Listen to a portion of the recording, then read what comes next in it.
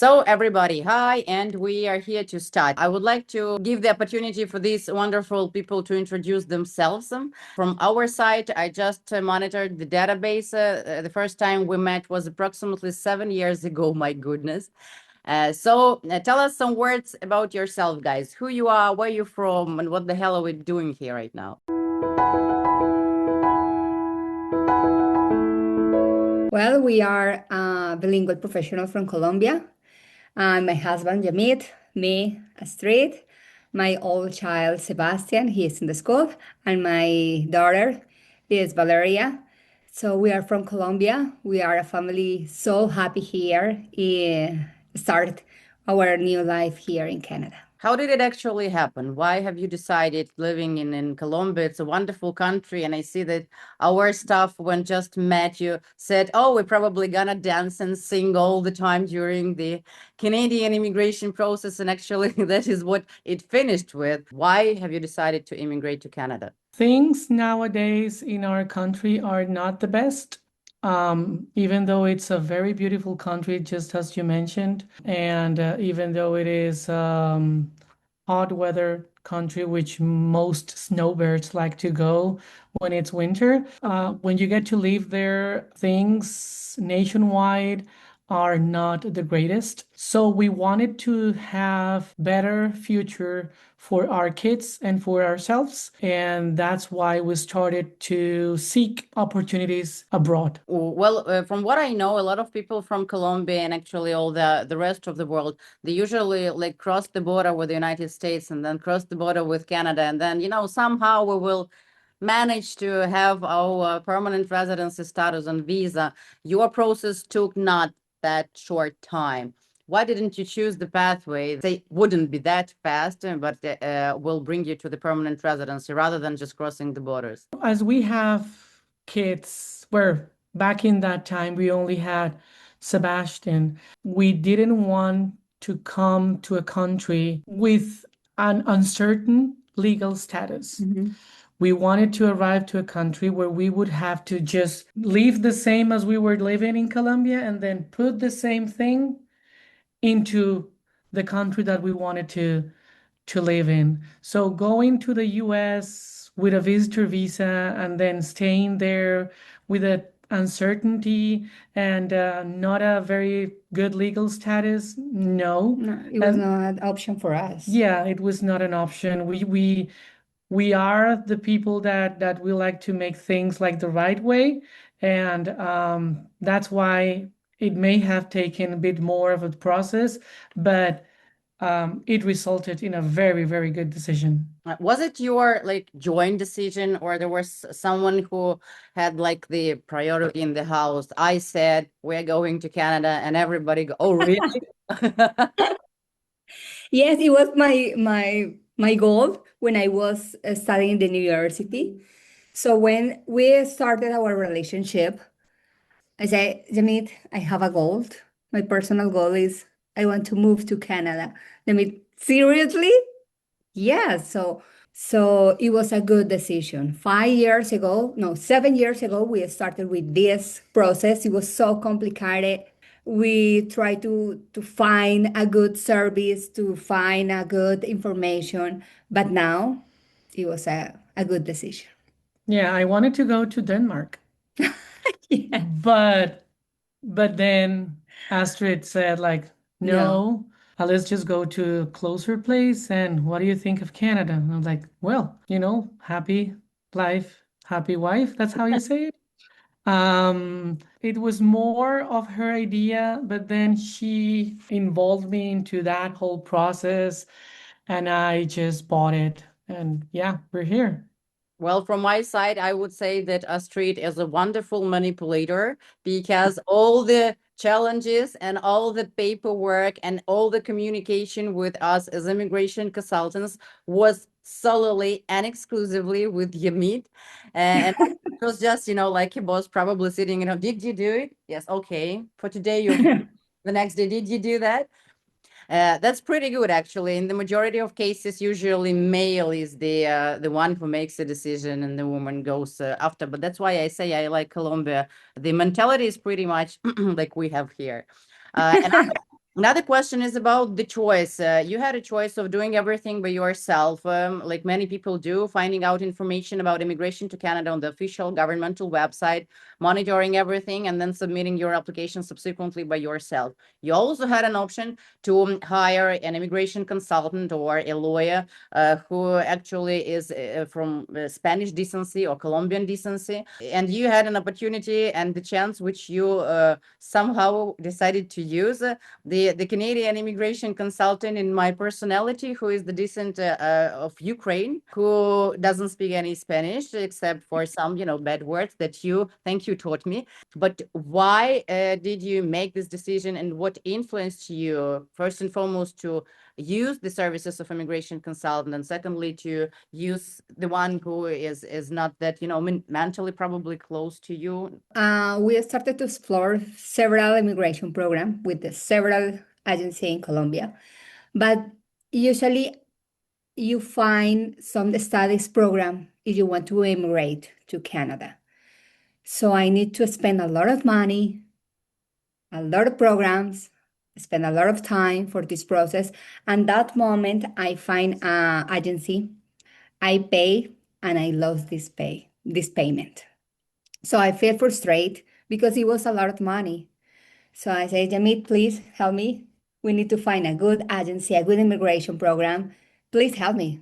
So how did you find? Agencies in Colombia, the only program they offer is through study. That we saw that possibility, and that was going to take us a lot of time. We're going to be spending a lot of money, and we didn't want to spend all of our savings in a very long process that would maybe give us the chance to go with a permanent residence. So we wanted to go with a very sure or guaranteed program that could lead us into the permanent residency.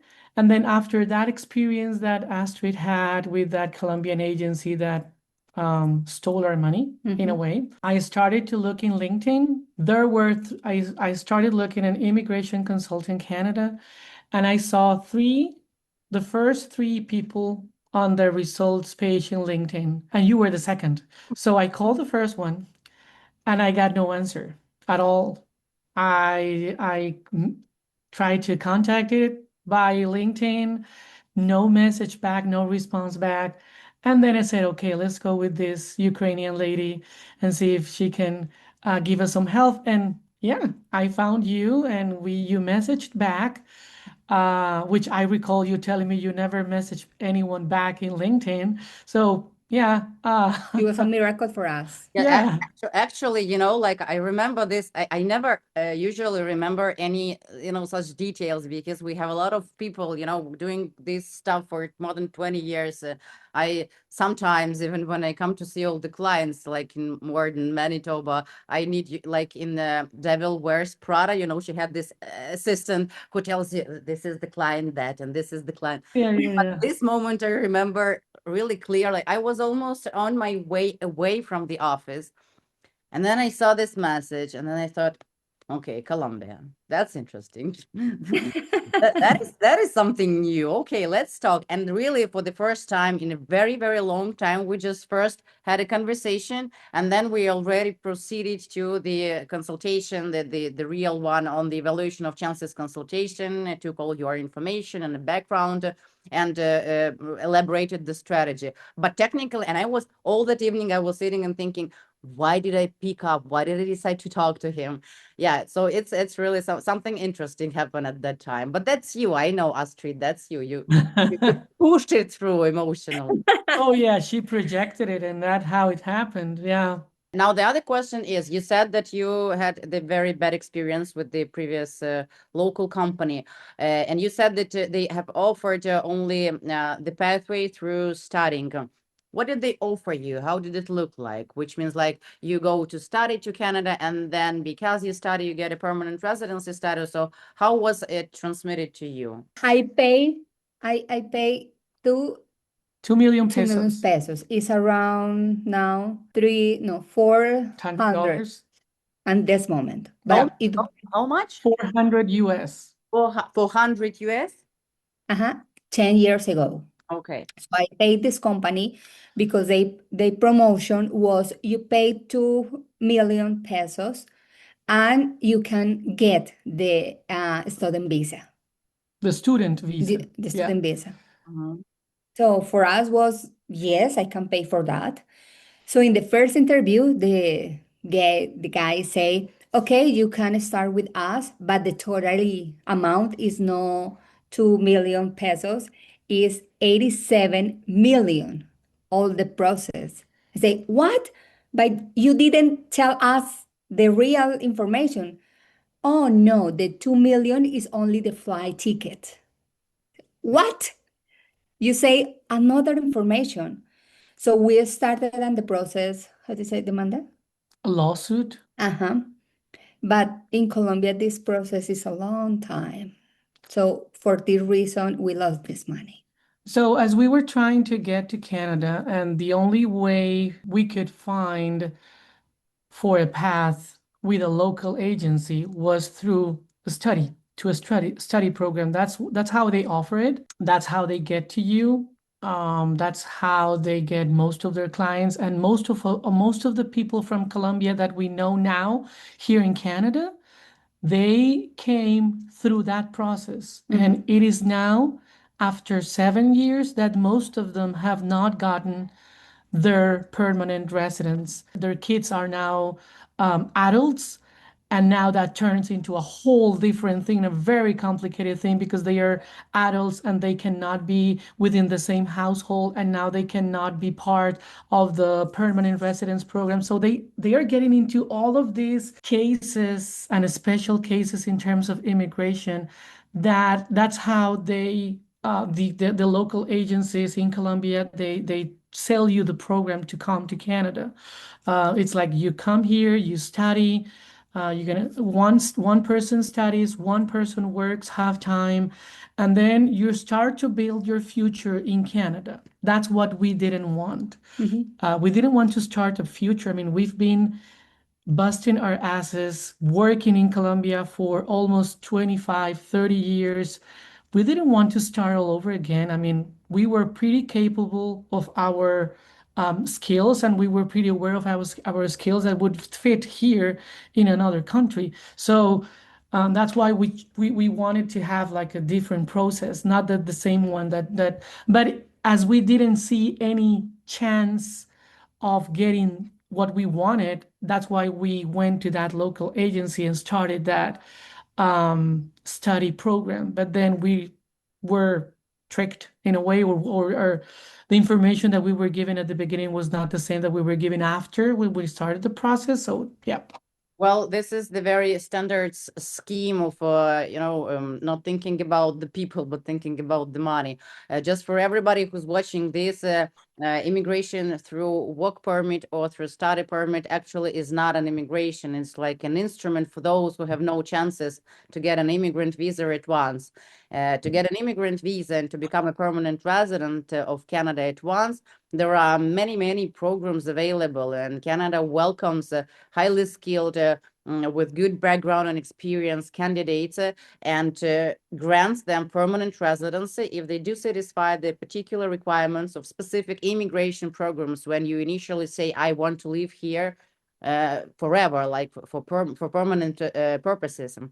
And the difference between the immigration programs and the pathways through work in Canada and study in Canada is the amount of funds the agency gets from both the client and the educational establishment.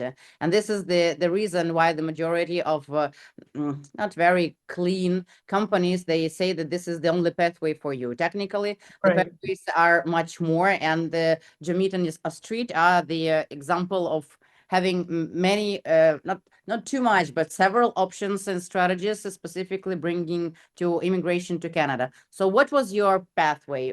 How did you manage to immigrate? So when we spoke with you, you almost asked us everything about our lives. I remember we were like getting all the information, like, what's the name of your dad? What's the name of your mom? Like all of that background. We didn't know why you were asking that, but then we understood like you needed the full background to really understand our profile, and then from there you could give us that different pathways. So the one that we picked, the one with Morden, and maybe because you were living there, that made us also believe into that program. We needed to translate most of our documents, birth certificates, job experience, study. All of those were needed to be translated to get to send them to you. Financial documents as well. Oh yeah, we started to save money.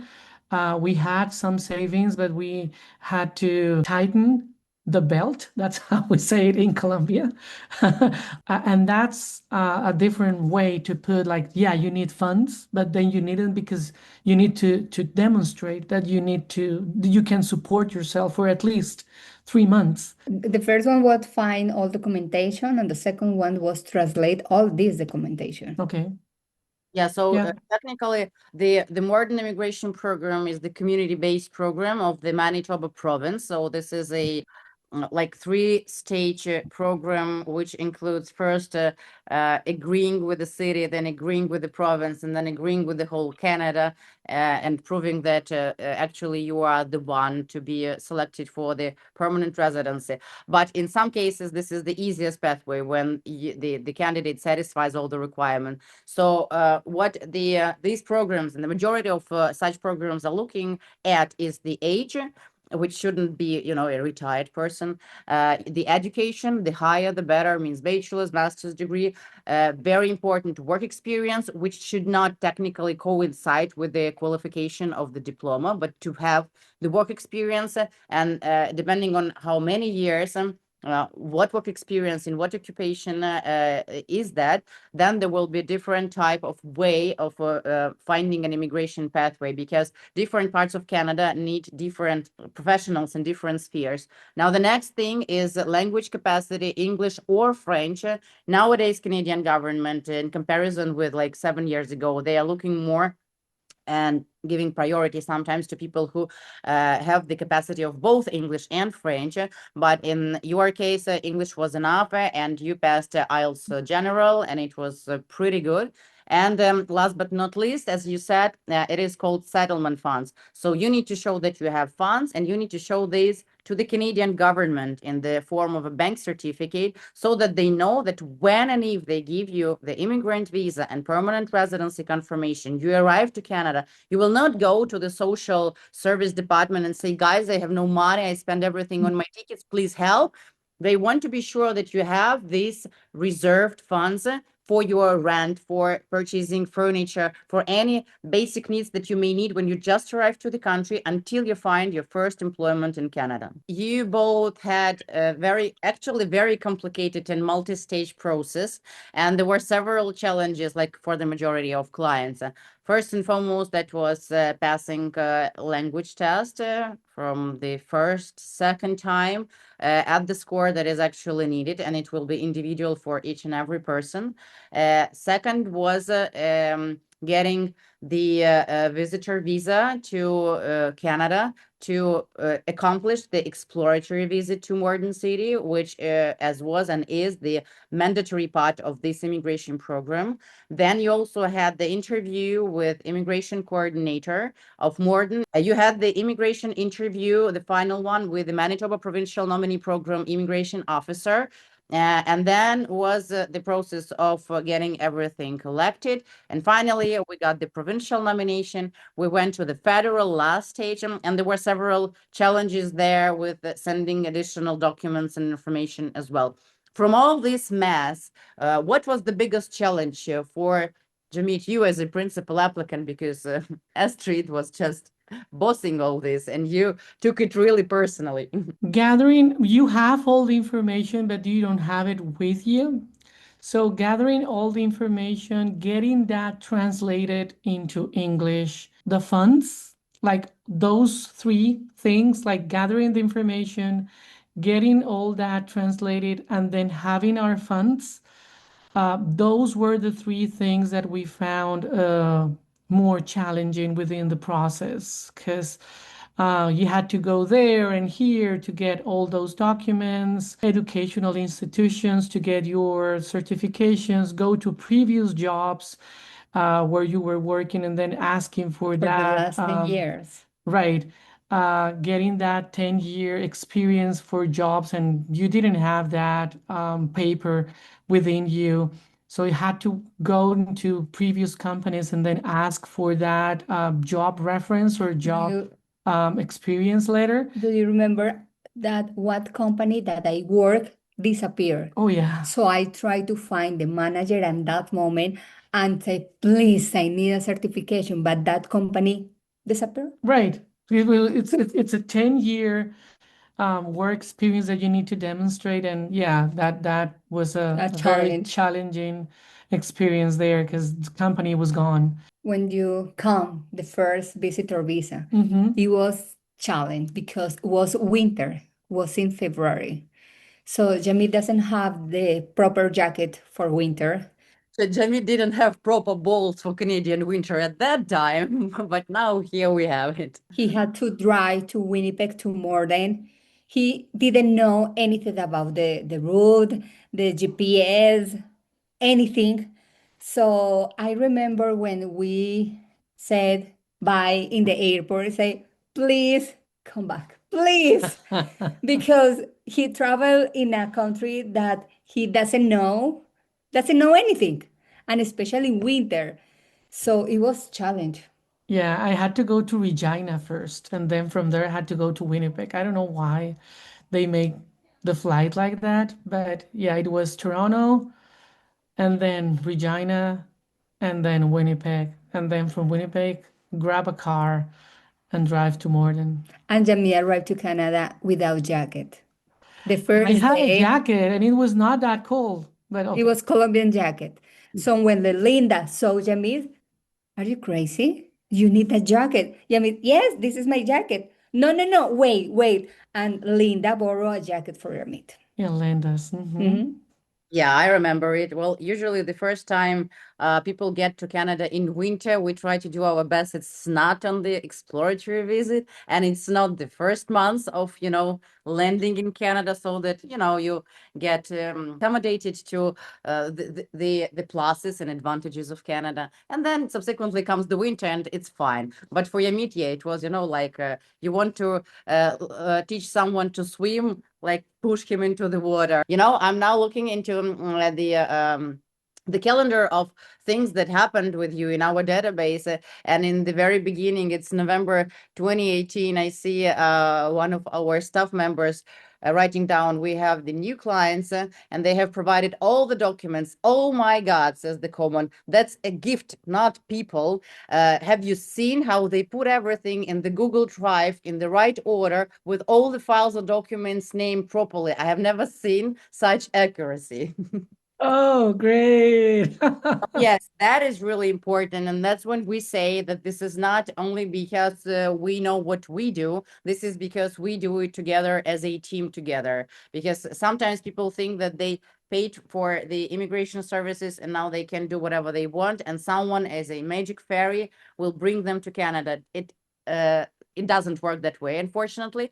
And this is the job and the fundamental work of us and you as well. And this is something to understand from the very beginning. Of course, it is much easier with us because we do all the technical stuff and paperwork. But to go, as you said, to find all the documents, to translate the documents, this is something that usually when people ask, how long will immigration process be approximately? And I cannot answer this question at the very beginning because I don't know who the person is. Is he gonna be someone very slow, not willing to do anything, or he's gonna bring me anything in 2 hours and everything is ready and the IELTS is passed from the first time and stuff like that. So yes, this is a teamwork for first and foremost. But Yeah. Elena, I think it was a good process because in the meantime, we are working in the document and our saving. I was working in my English. So it was a good time because we want match this time for us. Well, technically, everything was pretty fast. It's just because there were a lot of other organizations involved in the immigration process, but comparing to other people in other countries, Yamit, you got the visitor visa in the decision I made, I mean, in 20 days or something. Then you went pretty straightforward to the exploratory visit. Then the Manitoba Provincial Nominee Program didn't took too long. It was less than 3 months, as far as I know. And even the final process of federal consideration of your application was not years, but it was approximately 6 to 7 months. So technically, it was yes. The biggest challenge was from my side, from what I think, is from the moment that we started till the moment you provided the IELTS general certificates that we needed for the process. It took the longest period, I think. It took more than 6 months. But technically, everything was pretty fast. So yeah, you did well. First, I would like to ask Astrid, because I know the answer from Yamit. I saw it on the Explorer. Astrid, when you first arrived to Canada, what was your first impression?